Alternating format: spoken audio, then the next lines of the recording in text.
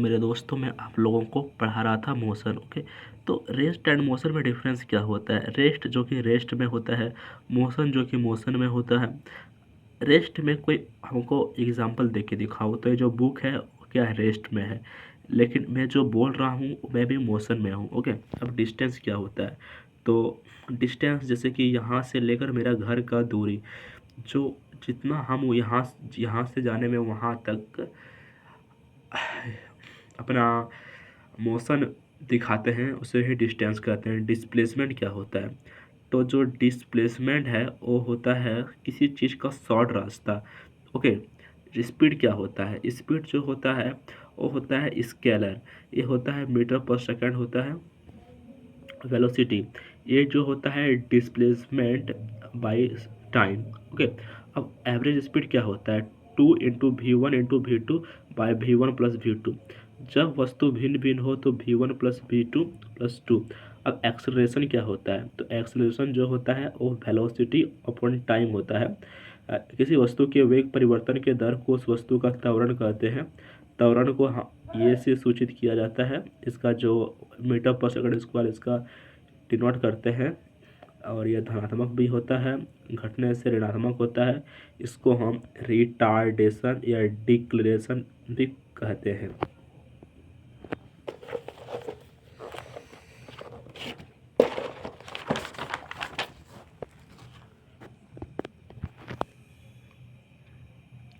अब बात करते हैं हम गैलीलियो इक्वेशन ऑफ यूनिफॉर्मली के बारे में, एक्सेलरेटर मोशन। तो v = u + at होता है, v का स्क्वायर = u का स्क्वायर + 2 ये s होता है। Sn = क्या होता है, u + 1/2 ये × 2n - 1। s = ut + ½ at²। अब डिस्प्लेसमेंट टाइम ग्राफ का बात करें, एक्स और वाई ये टाइम है तो ये डिस्प्लेसमेंट है। अब हम वेलोसिटी टाइम ग्राफ के बारे में बात करें तो यूनिफॉर्म मोशन हो गया, यूनिफॉर्मली एक्सिलरेटेड मोशन हो गया। फिर होता है हमारा सर्कुलर मोशन होता है, देन एंगुलर वेलोसिटी वाला मोशन होता है।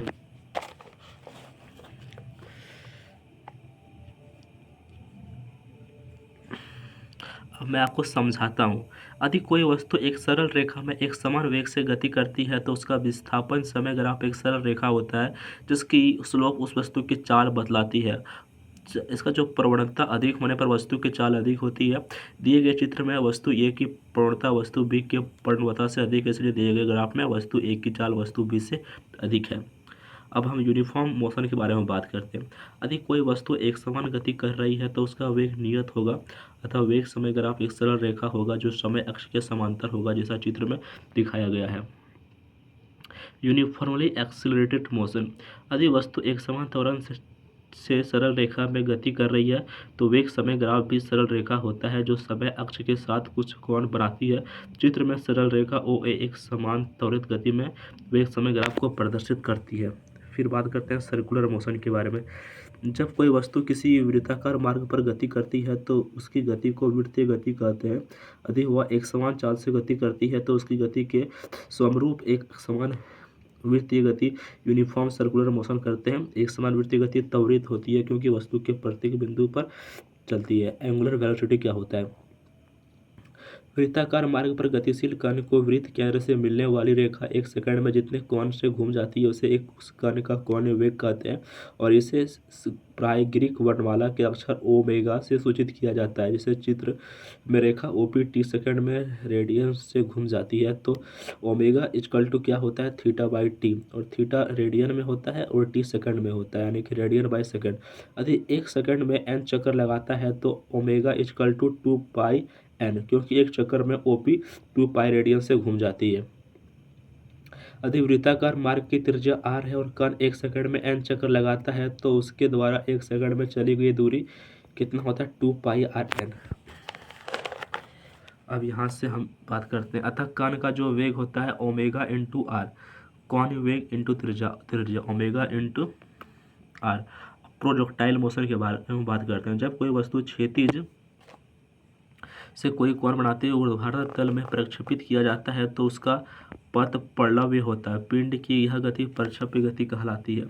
टाइम ऑफ फ्लाइट, पिंड को फेंकने तथा वापस पृथ्वी पर गिरने के बीच के टाइम पीरियड को टाइम ऑफ फ्लाइट कहते हैं। ये होता है T=2 into sine theta by g, जहाँ यू जो है वो प्रारंभिक वेग है जिस पर किसी पिंड को क्षैतिज से थीटा कोण पर प्रक्षेपित किया जाता है।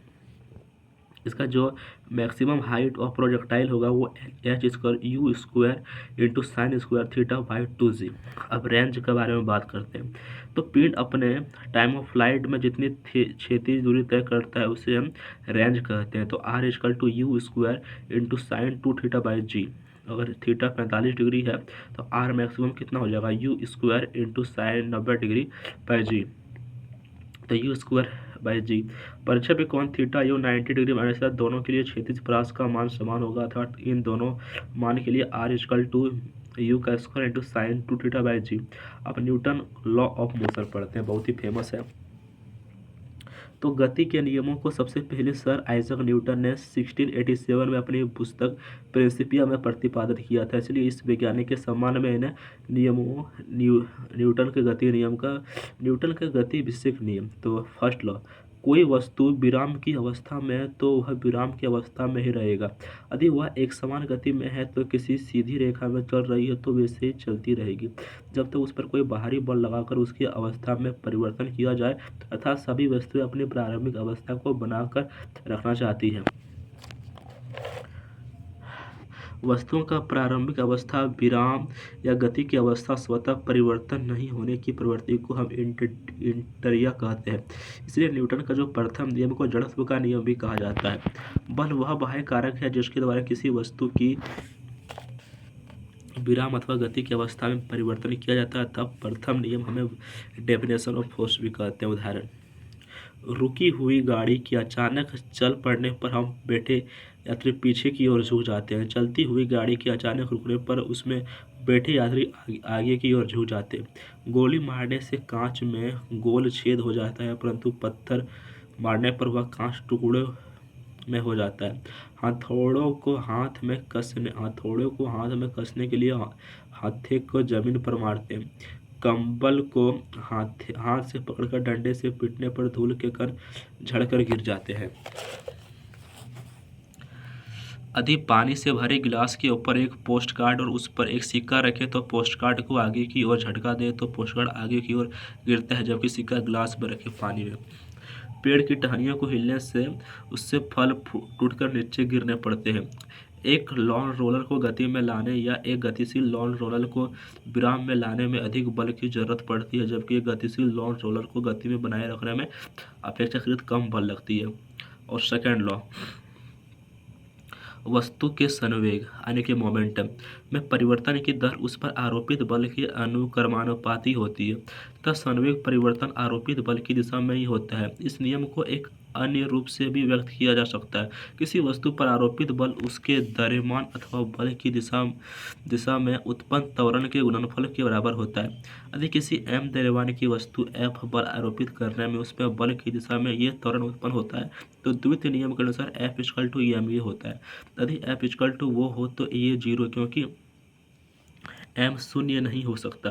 अर्थात किसी वस्तु पर बाहरी बल न लगाया जाए तो वस्तु में त्वरण उत्पन्न होगा ही नहीं। यदि त्वरण का मान शून्य है तो इसका अर्थ है कि तो वस्तु नियत वेग से गतिमान में विराम अवस्था में है। इससे स्पष्ट है कि बल के अभाव में वस्तु अपनी गति अथवा विराम अवस्था बनाए रखती है। गति के द्वितीय नियम से हमें मेजर ऑफ फोर्स प्राप्त होती है। यूनिट ऑफ फोर्स, एसआई पद्धति में बल का मात्रक न्यूटन होता है। F=ma, mass into acceleration. यदि m 1 किलोग्राम है तो ये =1, यानी कि F=1 न्यूटन तथा 1 न्यूटन बल वह बल है जो 1 किलोग्राम द्रव्यमान की वस्तु में 1 मीटर सेकेंड स्क्वायर का त्वरण उत्पन्न कर दे। बल का एक और मात्रक है किलोग्राम बटे भार। इस बल को हम गुरुत्वीय मात्रक कहते हैं। 1 किलोग्राम भार उस बल के बराबर है जो किलोग्राम की वस्तु पर गुरुत्व के कारण लगता है। और न्यूटन के द्वितीय नियम के अनुसार गुरुत्वीय बल = द्रव्यमान इंटू गुरुत्वीय त्वरण। किसी वस्तु पर लगने वाले गुरुत्वीय बल को वस्तु का भार कहते हैं। इसे हम W द्वारा सूचित करते हैं। इस प्रकार W=mg, m=1 तथा W=1 किलोग्राम भार, g का मान 9.8 मीटर पर सेकंड स्क्वायर होता है। 1 किलोग्राम भार =1 कितना होता है 9.8 किलोग्राम मीटर पर सेकंड स्क्वायर, यानी कि 9.8 न्यूटन। और W=mg और g इतना हो गया। इस समीकरण में भार W एक बल है जिसका मात्रक न्यूटन है, द्रव्यमान m का मात्रक किलोग्राम में, अतः उपयुक्त समीकरण के अनुसार गुरुत्वीय त्वरण को न्यूटन किलोग्राम मात्रक से भी व्यक्त किया जा सकता है। मोमेंटम किसी गतिमान वस्तु के द्रव्यमान तथा वेग के गुणनफल को संवेग कहते हैं। द्रव्यमान गुना वेग, मास इंटू वेलोसिटी, ठीक है ना। P=mv। संवेग एक सदिश राशि है, इसका मात्रक किलोग्राम क्या हो जाएगा किलोग्राम मीटर पर सेकंड होता है। इम्पल्स क्या होता है? इम्पल्स होता है फोर्स इनटू टाइम। यदि कोई इम्पल्स तो फोर्स इनटू टाइम, यदि कोई बल किसी वस्तु पर कम समय तथा कार्यरत रहे तो बल और समयांतराल गुणनफल को हम इम्पल्स कहते हैं। फिर आता है समान वेग से आती हुई क्रिकेट गेंद या टेनिस गेंद में हमें टेनिस गेंद को कैच करना आसान होता है। क्रिकेट खिलाड़ी तेजी से आती हुई गेंद को कैच करते समय अपने हाथों को गेंद के वेग की दिशा में गतिमान कर लेता है ताकि चोट कम लगे। गद्दा या मिट्टी के फर्श पर गिरने पर सीमेंट से बने फर्श पर गिरने की तुलना में कम चोट लगती है। गाड़ियों में स्प्रिंग और शॉक एब्जॉर्बर लगाए जाते हैं ताकि झटका कम लगे। कराटे खिलाड़ी द्वारा हाथ में स्लैब पर लेना। हाई जंप एवं लॉन्ग जंप के लिए मैदान को मिट्टी खोदकर हल्की कर दी जाती है ताकि कूदने पर खिलाड़ी को कम चोट लगे। अधिक गहराई तक कील को गाड़ने के लिए भारी हथौड़े का उपयोग किया जाता है। थर्ड लॉ, इस नियम के अनुसार प्रत्येक क्रिया के बराबर परंतु विपरीत दिशा में प्रतिक्रिया होती है। अर्थात दो वस्तुओं की पारस्परिक क्रिया में एक वस्तु जितना बल दूसरी वस्तु पर लगाती है, दूसरी वस्तु विपरीत दिशा में उतना ही बल पहली वस्तु पर लगाती है। इसमें किसी एक बल को क्रिया या दूसरे बल पर प्रतिक्रिया कहते हैं। इसलिए इस नियम को हम क्रिया प्रतिक्रिया का एक्शन रिएक्शन लॉ भी कहते हैं। जैसे कि बंदूक से गोली छोड़ते समय पीछे की ओर झटका लगना, नाव के किनारे पर जमीन पर कूदने पर नाव का पीछे हटना, नाव खेने के लिए बांस से जमीन को दबाना, कुआं से पानी खींचते समय रस्सी टूट जाने पर व्यक्ति का पीछे गिर जाना, ऊंचाई से कूदने पर चोट लगना और रॉकेट का आगे बढ़ना। फिर law of conservation of momentum, Newton के द्वितीय नियम के साथ न्यूटन के तृतीय नियम के संयोजन में एक बहुत ही महत्वपूर्ण परिमाण है संवेग संरक्षण का नियम। इस नियम के अनुसार एक या एक से अधिक वस्तुओं के निकाय सिस्टम पर कोई गहरी बल नहीं लग रहा है तो उस निकाय का कुल संवेग नियत रहता है, अर्थात संरक्षित रहता है। इस कथन को ही संवेग संरक्षण का नियम कहते हैं। अर्थात एक वस्तु में जितना संवेग परिवर्तन होता है दूसरी में उतना ही संवेग परिवर्तन विपरीत दिशा में ही हो जाता है। तथा जब कोई वस्तु पृथ्वी की ओर गिरती है तो उसका वेग बढ़ता जाता है जिससे उसका संवेग भी बढ़ता जाता है। वस्तु भी पृथ्वी को ऊपर की ओर खींचती है जिससे पृथ्वी का भी ऊपर की ओर संवेग उसी दर से बढ़ता जाता है। इस प्रकार पृथ्वी और वस्तु का संवेग संरक्षित रहता है क्योंकि पृथ्वी का द्रव्यमान वस्तु की अपेक्षा बहुत ही अधिक होता है। अतः पृथ्वी में उत्पन्न वेग उपेक्षानीय होती है। रॉकेट के ऊपर जाने का सिद्धांत भी संवेग संरक्षण का आधारित है। रॉकेट से गैसें उत्पन्न वेग के पीछे की ओर निकलती है जो रॉकेट के ऊपर उठने के लिए आवश्यक संवेग प्रदान करती है। उदाहरण, जब बराबर संवेग वाली दो गेंदें आपस में टक्कर मारती है तो गेंदें अचानक रुक जाती है। यहाँ निकाय दोनों गेंद का कुल संवेग यानी कि टोटल मोमेंटम कोलिजन पूर्व शून्य है और टक्कर के बाद भी शून्य हो जाती है, अर्थात निकाय का कुल संवेग नियत एवं संरक्षित है।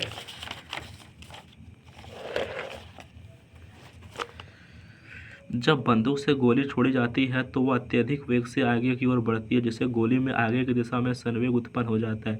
गोली भी बंदूक की प्रतिक्रिया बल के कारण पीछे को ढकेलती है जिससे उसके पीछे की ओर संवेग उत्पन्न हो जाता है। चूंकि बंदूक का द्रव्यमान गोली से अधिक होता है जिससे बंदूक पीछे हटने का वेग गोली के वेग से बहुत कम होता है। बंदूक चलने वाला बंदूक को कंधे से दबाकर रखता है ताकि बंदूक एवं शरीर एक हो जाए। इस प्रकार द्रव्यमान बढ़ जाने से शरीर को बहुत अधिक धक्का नहीं लगता। यदि दो समान गोलियां अर्थात हल्की बंदूक से अलग अलग दागी जाए तो हल्की बंदूक अधिक वेग से पीछे की ओर हटेगी जिससे चोट लगने की संभावना अधिक है।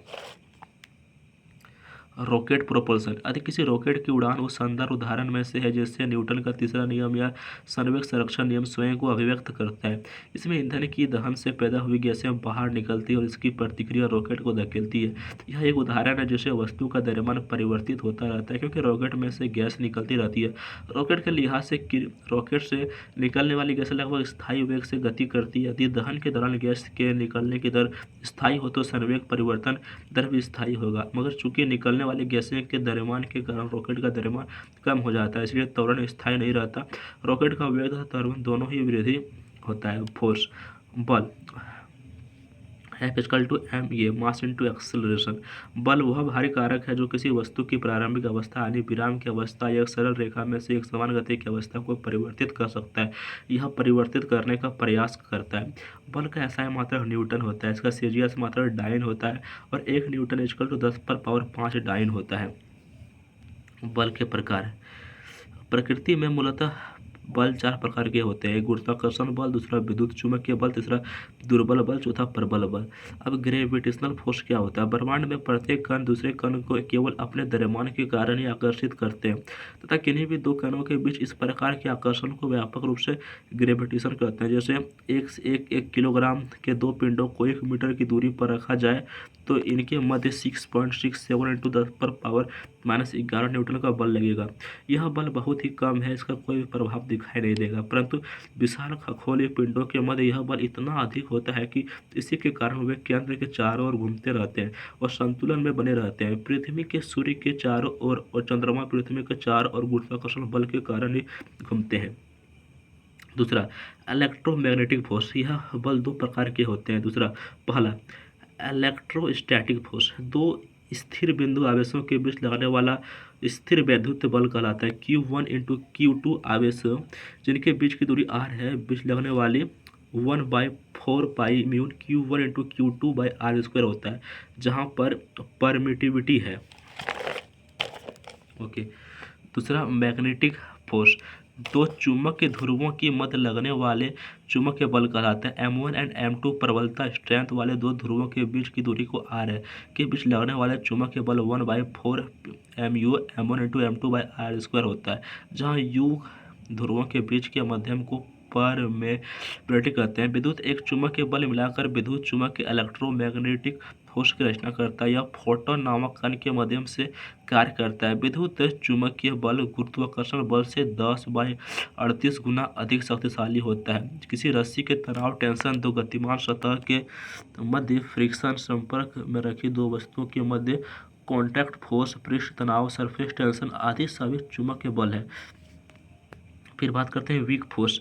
रेडियो सक्रियता के दौरान निकलने वाली बीटा इलेक्ट्रॉन नाभिक के अंदर एक न्यूटन का फोटोन इलेक्ट्रॉन एवं एंटीओ न्यूट्रॉन के रूप में विघटन के फलस्वरूप निकलता है। Neutron, photon, electron, anti neutron. Electron एवं एंटी न्यूट्रॉनों के बीच पारस्परिक इंटरसेक्शन क्षीण बलों के माध्यम से ही होता है। वे बल दुर्बल या क्षीण इसलिए कहलाते हैं कि इनका परिमाण प्रबल बल का लगभग 10⁻⁻13 गुना अर्थात बहुत कम होता है। इसके द्वारा संचालित क्षय प्रक्रिया अपेक्षाकृत बहुत ही धीमी गति से चलती है। ऐसा समझा जाता है कि बल W बोसन नामक कण के आदान प्रदान एक्सचेंज द्वारा अपना प्रभाव दिखलाते हैं। यह अत्यंत ही लघु परास वाला बल होता है। इसका परास फोटोन और न्यूट्रॉन के आकार से भी कम होता है। इनका प्रभाव इन कणों के अंदर तक ही सीमित रहता है। फिर आता है स्ट्रॉन्ग फोर्स।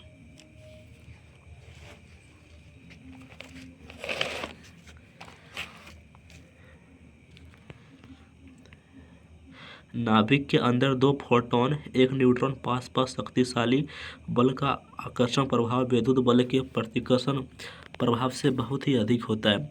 यह बल कण के आवेश पर निर्भर नहीं करता है। यह बल अधिक लघुपरास बल है। इसका परास 10⁻⁻15 मीटर के कोटि का होता है, अर्थात 2 प्रोटॉन के बीच की दूरी इससे अधिक होगी। यह बल नगण्य होगा। ऐसा माना जाता है कि प्रबल बल 2 क्वार्क के पारस्परिक क्रियाओं से उत्पन्न होता है। फिर आता है आपका impulse of force. Impulse of force क्या होता है? जब कोई बड़ा बल किसी वस्तु पर थोड़े समय के लिए कार्य करता है तो बल तथा समय अंतराल का गुणनफल उसे बल आवेग कहते हैं। आवेग क्या होता है? फोर्स इनटू समय अंतराल, संवेग में परिवर्तन। आवेग वस्तु के संवेग में परिवर्तन के बराबर होता है। यह एक सदिश राशि है जिसका मात्रक क्या होता है? न्यूटन सेकंड होता है, तथा इसका दिशा वही होती है जो बल की दिशा होती है। जैसे बल्ले द्वारा क्रिकेट गेंद पर प्रहार कर गेंद को दूर भेजना, हथौड़े से कील ठोकना, क्रिकेट की गेंद का कैच लेना आदि एक निश्चित आवेग पर बल को कम करने के लिए समय को बढ़ाया जाता है। जैसे क्रिकेट की गेंद को कैच करते समय खिलाड़ी अपना हाथ पीछे की ओर खींचता है जिससे कि वह अधिक समय तक बल लगा सके। यदि वह हाथ को पीछे नहीं खींचे तो गेंद हथेली से टकराकर तुरंत ठहर जाएगी, अर्थात उसका संवेग एकाग्र शूर हो जाएगा था। खिलाड़ी को बहुत अधिक बल लगे पड़ेगा जिससे गेंद छूटने तक हाथ में चोट लगने की संभावना बनी रहेगी। तो ये था आपका मोशन।